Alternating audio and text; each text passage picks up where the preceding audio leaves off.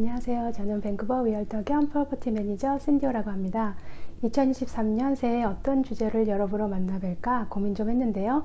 제 직업과 경험을 토대로 집을 장만하는 분들께 투자를 목적으로 부동산에 관심 있으신 분들 아시면 좋을 것 같아서 제가 구입한 프리셀에 관해서 말씀드릴까 합니다. 그리고 올해 새해 많은 분들이 새해 계획을 세우고 실천하시려고 노력하실 텐데요. 그래서 제가 책 한 권을 소개해 드릴까 합니다.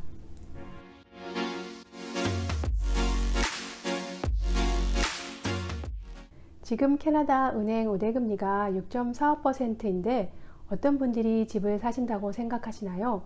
사실 제가 프리세일을 2016년에 분양받아서 올해 1월에 입주 예정입니다.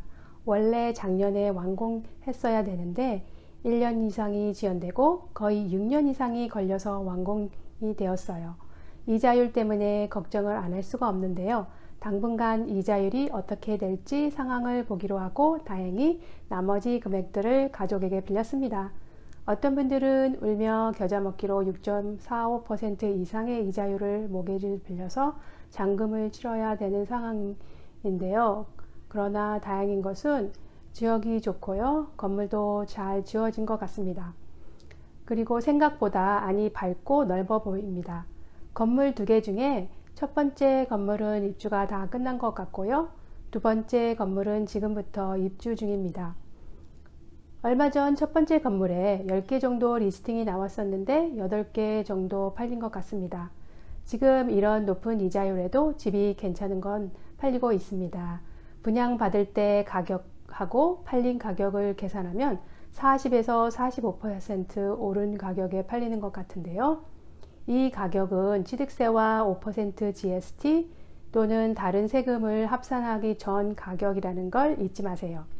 분양 당시 거의 중국인이 대부분이었고요. 그날 하루에 모두 솔드아웃 됐습니다. 그리고 2-3개 정도는 사는 사람들이 또 많았고요. 그런데 여기 보시는 바와 같이 2022년 예산 발표에서 연방정부는 프리핑 텍스를 지적했는데요. 이것은 12개월 미만 소유한 부동산에 대한 캐피탈 게인스 텍스를 사업소득세로 대체할 것이라고 발표했습니다. 그렇게 되면 포함 비율이 100%로 증가하는데요. 혹시 투자 목적으로 여러 해 전에 분양받으신 분들은 그때 당시 완공되면 또는 1년 되기 전에 팔려고 계획하시고 사셨다면 1년이 지난 후에 파시는 게 좋습니다. 그리고 이 새롭게 변한 법에 대해 잘 알아보시기를 또한 추천해 드립니다. 제가 한 예를 보여드릴까 하는데요. 밴쿠버 다운타운 웨스트 엔드에 있는 알버니와 캐데로에 위치한 이 콘도를 제가 2017년 초에 분양을 받을까 하고 생각을 했었어요. 그 당시 꽤 비쌌던 것 같아요. 나중에 보니 다 팔렸다고 하더라고요. 건설사는 웨스트뱅크이고 건축가는 매우 유명한 일본인 켄고 쿠마인데요. 그런데 지금 리얼터들만 들어가서 볼 수 있는 MLS에 40개 정도가 전매로 나와 있는데요. 전매란 소유권이 넘어가기 전 빌더의 동의를 받아 다른 바이어에게 분양권을 재판매하는 걸 말하는데요. 원래는 대부분의 건설사가 MLS에 전매를 올리는 걸 허용하지 않는데 이 건설사는 허용을 했습니다.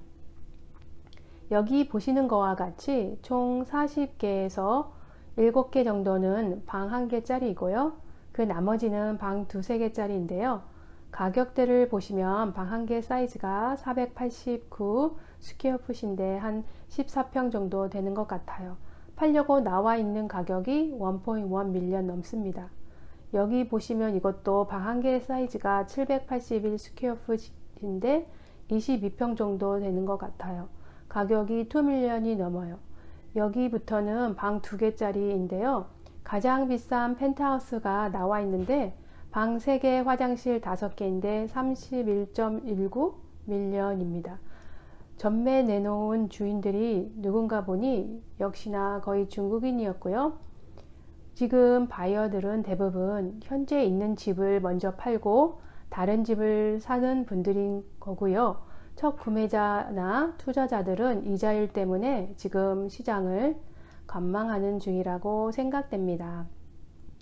프리세일을 2번 정도 사보고 느낀 점은 완공 시기를 정말 알 수 없다는 단점이 있기에 만약 시간에 구애받지 않고 새 건물을 선호하신다면 또한 투자가 아닌 직접 거주를 목적으로 프리세일을 원하신다면 나쁘지 않다고 봅니다. 또한 전매는 가능한지? 전매가 쉽지 않다면 지금 같은 이자율 상황에 처해질 수 있기에 클로징을 할 수 있을지를 잘 따져보시고 구입하시기를 권해드립니다. 오늘 여러분이 새해 읽으면 좋을 책 한 권을 갖고 나왔는데요. 이 책의 제목이 사람들에게 분명히 매우 특이하다고 생각하실 텐데요. 저도 처음에 이게 뭐지 하고 좀 의아해했습니다.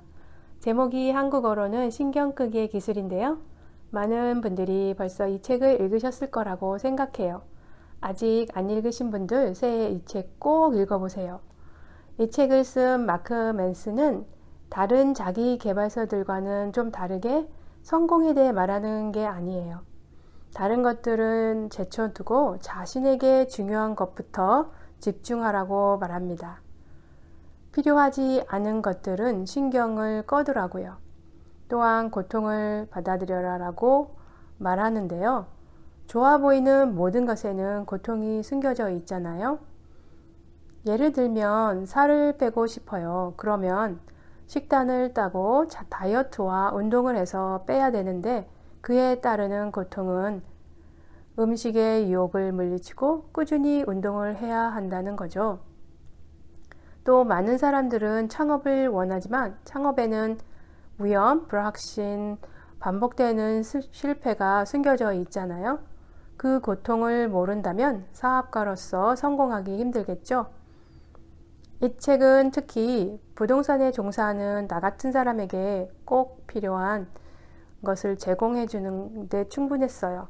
저는 항상 사람들과 이야기해야 되는 직업이다 보니 때로 내가 부정적인 말을 듣고 그 말에 너무 신경 쓰지 않았나 하고 생각되는데요.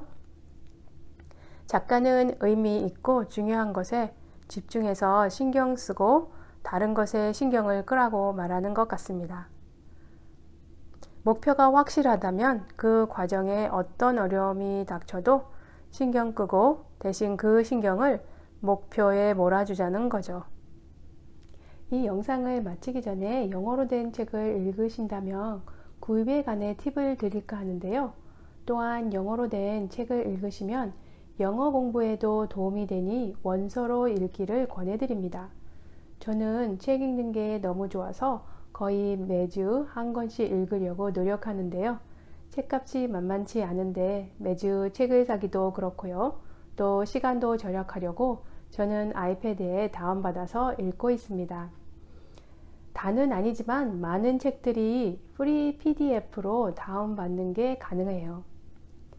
오늘 영상은 여기까지이고요. 끝까지 봐주셔서 정말 감사합니다. 새해 복 많이 받으시고요. 그럼 다음 영상은 작년 2022년 밴쿠버 부동산 총정리와 2023년 부동산 전망으로 다시 찾아뵐게요. 저는 밴쿠버 리얼터 겸 프로퍼티 매니저 신듀였습니다. 여러분 감사합니다.